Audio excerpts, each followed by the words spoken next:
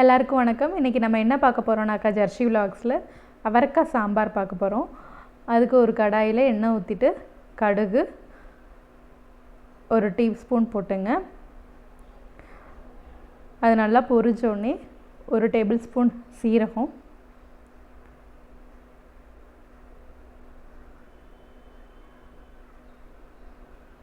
நான் இன்றைக்கி அவரைக்காய் சாம்பார் தான் பண்ணியிருக்கேன். நீங்கள் எல்லா காயும் போட்டும் கூட இதே மாதிரி செய்யலாம், நல்லா டேஸ்ட்டாக இருக்கும்.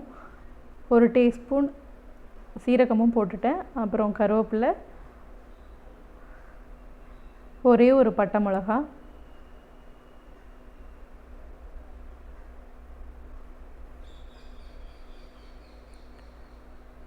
ஒரு அரை வெங்காயம் பெரிய வெங்காயம், அப்புறம் ஒரு 10லேருந்து 12 சின்ன வெங்காயமாக உரித்து போட்டிருக்கேன். நல்லா வதக்கிங்க.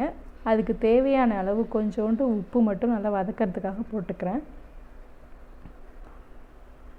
நல்லா ஒரு மிக்ஸ் கொடுத்துட்டு ஒரு 2-3 பச்சை மிளகாவும் போட்டிருக்கேன். ஒரே ஒரு தக்காளி, ஏன்னா நம்ம புளி ஊற்றுவோம், அதனால் ஒரு தக்காளி போதும்.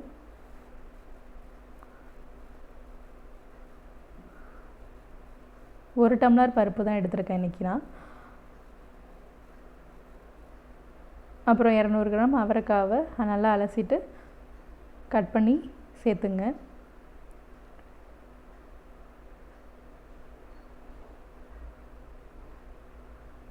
அதை ஒரு நல்லா மிக்ஸ் பண்ணிவிட்டு 1 கப் அளவுக்கு முழுகிற அளவுக்கு சுடு தண்ணி விட்டு நல்லா கிண்டிங்க. அது நல்லா வெந்தோடனே நல்லா பருப்பை மசிச்சு அதில் சேர்த்துங்க. அந்த பருப்பில் கொஞ்சோண்டு பெருங்காயத்தூள், மஞ்சத்தூள், உப்பு போட்டு வேக வச்சு எடுத்துருக்கேன். அப்புறம் நெல்லிக்காய் சைஸ் புளி எடுத்து நல்லா கரைச்சி இதில் மிக்ஸ் பண்ணிக்கிறேன்.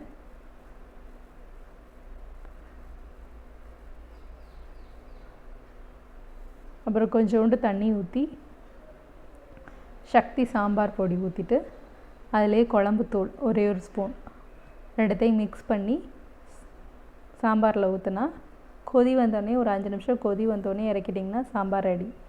தேங்க்யூ.